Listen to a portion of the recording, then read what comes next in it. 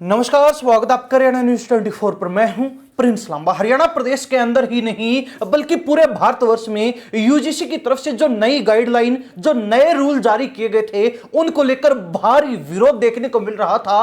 लोग और विशेषकर युवा सड़कों पर उतरे हुए थे और यूजीसी को ये नए नियम, ये नए कानून वापस लेने के लिए लगातार विरोध जताकर, आपत्ति जताकर मजबूर कर रहे थे। और इसी विरोध प्रदर्शन को, इसी विरोधाभास को देखते हुए सुप्रीम कोर्ट की तरफ से अब यूजीसी की इन नई गाइडलाइंस पर रोक लगा दी गई है। और सुप्रीम कोर्ट ने स्पष्ट शब्दों में, दो टूक शब्दों में एक सटीक टिप्पणी करते हुए कहा है कि यूजीसी के जो नए नियम हैं वो अस्पष्ट है, यानी कि स्पष्ट नहीं है कि ये कैसे काम करेंगे, इन नियमों के तहत कैसे किसी पर कार्रवाई होगी, जिसका दुरुपयोग होना संभव है। यानी कि इसकी पूरी संभावना है कि इन नियमों का दुरुपयोग हो सकता है, जिससे समाज के अंदर भारी आपसी फूट देखने को मिल सकती है, रंजिश देखने को मिल सकती है, समाज टूट सकता है।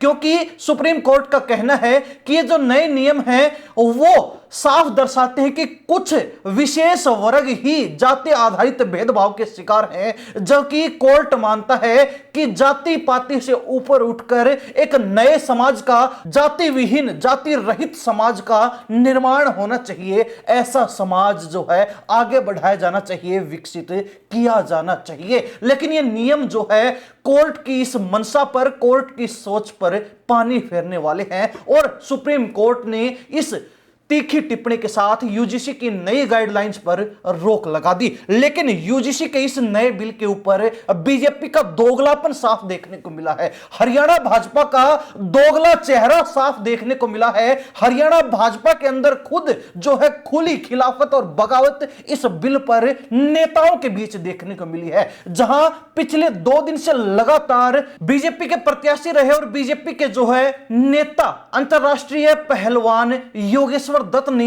यूजीसी के इन बिलों के ऊपर, यूजीसी के इस कानून पर आपत्ति जताते हुए स्पष्ट कह दिया था।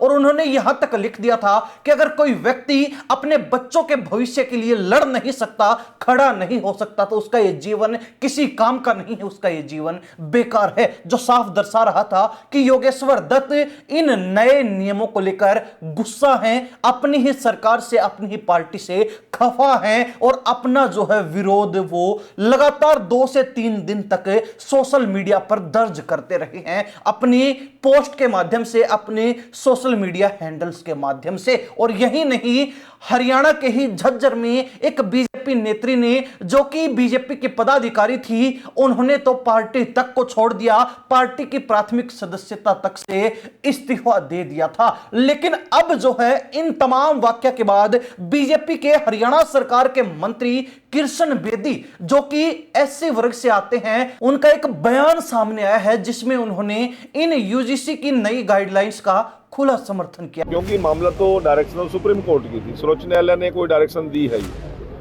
और बड़े बार बार सरकार को निर्देश दिए, तब जाके उसको बिल लाने की बात हुई थी। परंतु यदि कोई गलत नहीं करेगा, कानून तो बहुत बड़े हुए हैं, जब कोई गलत करता है तभी कोई चीज़ रिकॉर्ड में आती है, तभी उसको पनिशमेंट मिलती है। और यदि कोई गलत नहीं करेगा तो फिर चिंता करने की क्या जरूरत है किसी को। जब गलत नहीं करने की कोई मनसा मेरी नहीं है तो मैं क्यों डरूं? मैं गलत करने की मनसा है तो मेरे को डर रहेगा। और कानून किसी को घर बैठे बिठाए को कुछ नहीं कहता, जो ठीक ठाक चलता है किसी के खिलाफ नहीं चलता।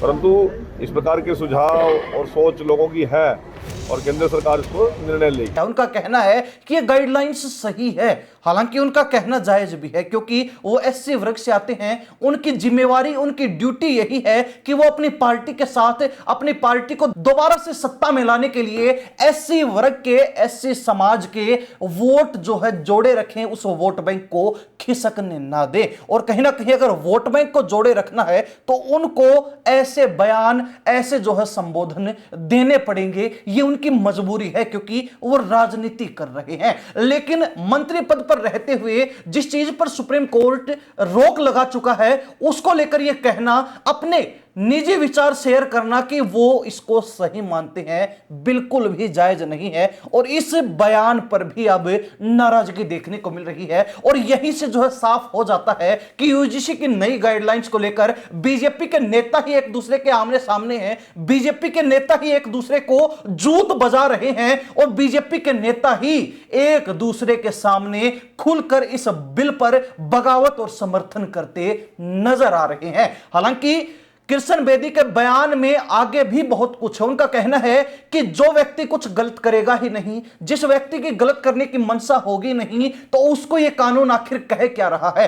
कानून जो व्यक्ति ठीक ठाक अपने घर बैठा है उसको क्यों कहेगा कुछ, उसके साथ क्यों गलत करेगा। जिस व्यक्ति की गलत करने की मंशा होगी उसको ही इस कानून से डर लगेगा। मंत्री जी मानते हैं कि आप एससी समाज से आते हैं, लेकिन जिस बिल पर सुप्रीम कोर्ट यह बात जता चुका है कि बिल कहीं ना कहीं सामाजिक भाईचारे को, सामाजिक ताने बाने को तोड़ने वाला है और उसको आप सही ठहराते हैं, तो यह जायज नहीं है, यह उचित नहीं है। और यहीं से जो है बीजेपी का दोगलापन, बीजेपी की डबल स्टैंडर्ड की बातें और बीजेपी के डबल स्टैंड सामने आ जाते हैं। और यहीं से साफ पता चलता है कि बीजेपी में आजकल बीजेपी के नेताओं की ही बन नहीं रही है, बीजेपी में आजकल खुली फूट देखने को मिल रही है। बीजेपी के नेता अब अपने आलाकमान से, अपने आकाओं से विरोध जताने के लिए डर नहीं रहे हैं। लेकिन हरियाणा प्रदेश की जनता इस मामले को लेकर क्या राय रखती है, कमेंट के माध्यम से जरूर लिखिए। इन्हीं सब बातों के साथ मैं प्रिंस लांबा, हरियाणा न्यूज़ 24। नमस्कार,